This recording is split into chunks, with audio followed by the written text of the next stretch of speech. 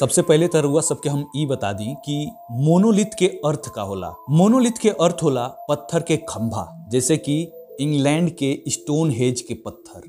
2020 के 18 नवंबर के अमेरिका में एगो बड़ा रहस्यमयी चीज दिखाई देलस, जौन की दुनिया भर में चर्चा के विषय बन गई। अमेरिका के यूटा के रेगिस्तान में भेड़न के गिनती करे खातिर आसमान में एगो हेलीकॉप्टर चक्कर मारत रहे। तब बे वो हेलीकॉप्टर के पायलट के नजर नीचे जमीन पर एगो तिकोना चमकीला खंभा पर पड़ल। वो पायलट हेलीकॉप्टर से नीचे उतरल और वो खंभा के पास गई और वो खंभा के वीडियो बना लेलस। यूटा के रेगिस्तान में जहाँ वो चमकदार रहस्यमयी खंभा मिलल बा, वो इलाका एकदम खाली रहेला, एकदम सुनसान रहेला और ओइजा आदमी के पहुंचल बहुत मुश्किल बा। ऐसे में ओइजा वो खंभा मिलल केहू के भी हैरान कर सकेला। वो रहस्यमयी खंभा धातु निर्मित बा। वैज्ञानिक और शोधकर्ता एक खंभा के जांच करते रहनसन कि 9 दिन बाद अचानक से ये खंभा बड़ा रहस्यमयी ढंग से गायब हो गई। कुछ लोग एके एलियन के कारनामा कहलस तो कुछ लोग इंसानी शरारत।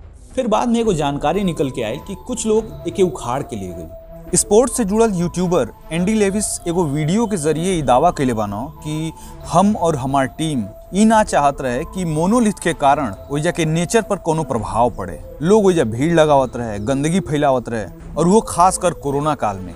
यही लिए हम और हमार टीम मोनोलिथ के उखाड़ देलस। यही तरह के दूसरका खंबा रोमानिया के एगो किला के पास पावल गइल बा। ई मोनोलिथ एगो प्रसिद्ध रोमानियाई पुरातात्विक स्थल पेट्राडवा डेशियन किला से कुछ दूरी पर मिलल बा। लेकिन ई खंबा भी अमेरिका के यूटा के मोनोलिथ के तरह ही अचानक से गायब हो गई। अब तक ऐसा धातु के खंबा अमेरिका, रोमानिया, ब्रिटेन, बेल्जियम सहित कई देश में मिल भइल।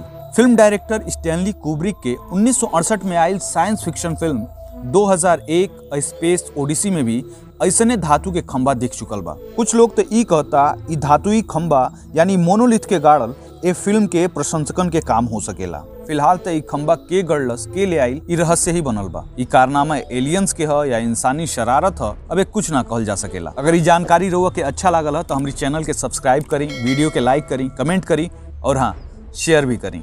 नमस्ते।